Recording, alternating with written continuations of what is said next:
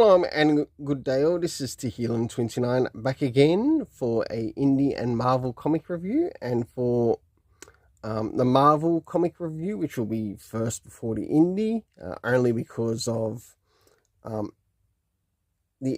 doing this in alphabetical order between the two. I'll be covering Godzilla Infinity War, and then we have the TMNT Godzilla. I'll now get things ready and organized for the first one that I'll be reviewing. So, first things first, does this cover in any way, shape or form connect to something that is happening inside with the story? It certainly does, to which I give it a 7 out of 10.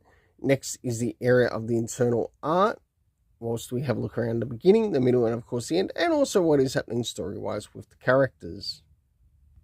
So, as the story begins, we start off with the character of the King in Black, who has, I guess, the present Godzilla in his hands, and now seeks to use Godzilla to, I guess, counter a type of invasion that is like heading to the universe or heading to Earth. So whilst this is happening, we see a lot happening with the symbiotes, as well as what the King in Black is doing. Of course, we get the heroes on the scene. And last but not least, we have Galactus making an appearance in this particular story. So for the internal art, I give it a 7 out of 10. Next is the area of the story rating, to which the story rating is rated on time, location, and cast. So first things first, do we get anything time-wise? We certainly do, with Meanwhile being used. Next is the locations that we get to see within the story. So we had Earth, Asgard, and also space, so whatever was happening in space.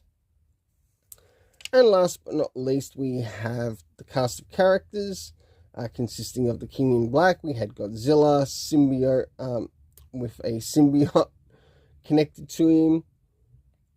We, of course, had the villains and heroes, as well as the Avengers, and of course Galactus, and also the Fantastic Four that made an appearance in the story.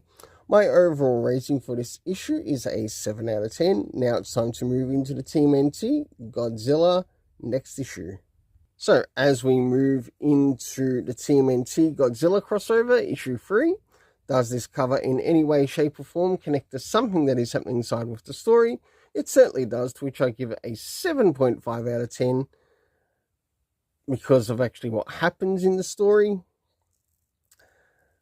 Now it's time to move in to the area of the internal art, as we have a look around the beginning, middle, and of course the end, and also what's happening story-wise with the characters. So as the story begins, we have the Teenage Mutant Ninja Turtles plus Splinter as well, making their ascent onto Godzilla within the story.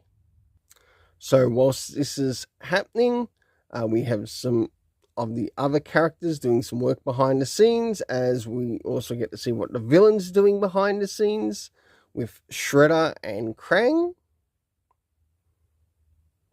And up towards the end, we learn that 2 of Shredder's characters get turned into kaiju. And last but not least, we move towards the end, as it looks like things are approaching, quite likely, Monster Island. For the internal art, I give it a 7 out of 10, or 7.5 out of 10. Next is the area of the story rating. So first things first, do we get anything time-wise? We don't. Next is the location within the story, to which we have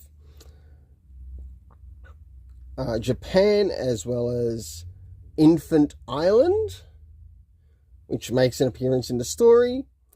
Last but not least is the cast of characters, consisting of the Teenage Mutant Ninja Turtles, Splinter, Godzilla, April O'Neil, which is the original April O'Neil. We, of course, have Casey Jones, Bebop and Rocksteady, Shredder, Professor Imi Kinoshita, and Jet Jaguar. My overall rating for this story is a 7.5 out of 10. Until then, let's keep it colourful and have yourself an awesome day.